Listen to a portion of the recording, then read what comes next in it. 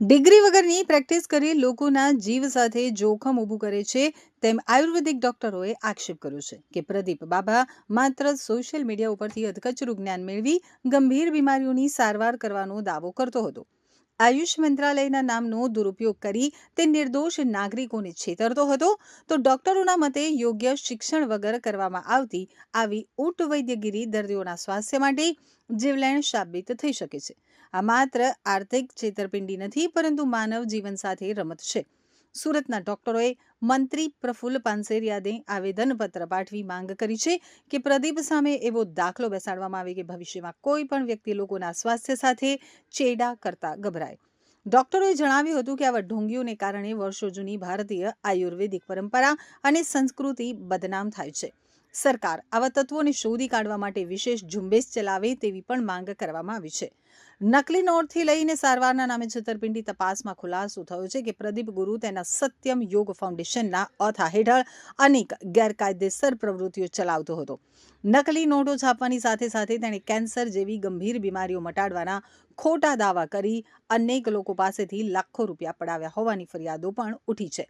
તેની ધરપકડ બાદ હવે એક પછી એક પીડિતો સામે આવી રહ્યા છે, જેના કારણે પોલીસ તપાસનો વ્યાપ પણ વધી રહ્યો છે. અંતમાં ડોક્ટરોએ ભારપૂર્વક જણાવ્યું હતું કે આયુર્વેદ એ વિજ્ઞાન છે, જાદુ કે સોશિયલ મીડિયાના નુસ્ખા નથી. વર્ષોની તપસ્યા અને અભ્યાસ બાદ ડોક્ટરો તૈયાર થતા હોય છે, ત્યારે આવા અભણ લાલચુ લોકોના કારણે સમગ્ર આયુર્વેદિક જગતની પ્રતિષ્ઠા દાવ ઉપર લાગી છે. સરકારે આયુર્વેદને આવા ઢોંગીઓથી બચાવવા માટે કડક કાયદાકીય અમલવારી કરવી અત્યંત જરૂરી બની છે. તો ડોક્ટર રજનીકાંત પટેલે જણાવ્યું હતું કે આ બાબા તો જે કરે છે તે એકદમ ખોટું જ કરેલું છે.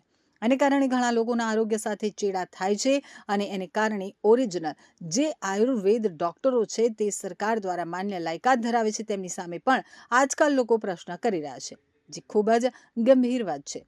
રજૂઆત એ છે કે BAMS ડિગ્રી અથવા તો સરકાર દ્વારા માન્ય આયુર્વેદ પ્રેક્ટિસ કરાવને લગતી જે લોકો પાસે ડિગ્રી નથી, જે લોકો આયુર્વેદિક દવાઓ વેચી રહ્યા છે અને દર્દીના આરોગ્ય સાથે ચેડા કરી રહ્યા છે, એના વિરુદ્ધ સરકાર કડકમાં કડક કાર્યવાહી કરે તે બાબતે અમે અત્યારે આરોગ્ય મંત્રીને આવેદનપત્ર આપવા માટે આવ્યા છીએ.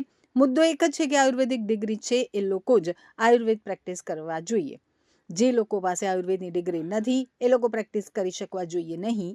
એક જ વાત, બાબાઓ સરકારે કરે એટલે એવું તો જાણ અમને ઘણા બધા જ મિત્રો દ્વારા મને રજૂઆત કરવામાં આવી કે ડિગ્રી વગરના ડૉક્ટરો દ્વારા જે ઇલાજો કરી રહ્યા છે એમના ઉપર એક્શન, પણ ગવર્મેન્ટ આ બાબતમાં ખૂબ સક્રિય છે.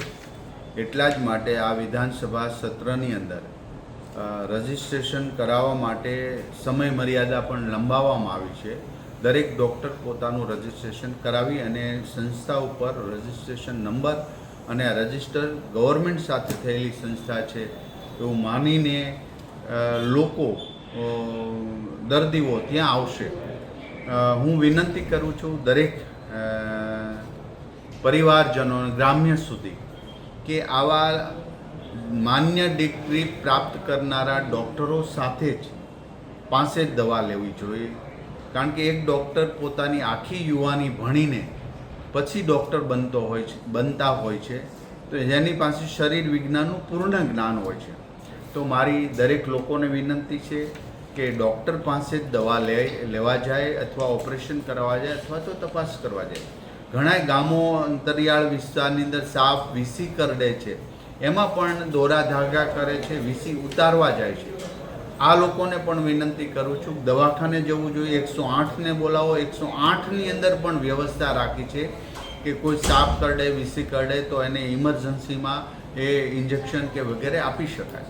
તો આવી કોઈ પણ અંધશ્રદ્ધામાં કે લેભાગુ તત્વો પાસે ટ્રીટમેન્ટ ન કરાવતા ડૉક્ટર પાસે જાય એવી મારી વિનંતી છે. છતાં પણ આવા ડિગ્રી વગરના ડૉક્ટરો ક્યાંય ઓપરેશન કરતા હોય, કોઈ શરીર સાથે છેડછાડ કરીને આવું કરતા હોય તો ચોક્કસ પ્રકારે કમ્પ્લેન મળતે અમે એક્શન લેશું, એ ચોક્કસની વાત છે.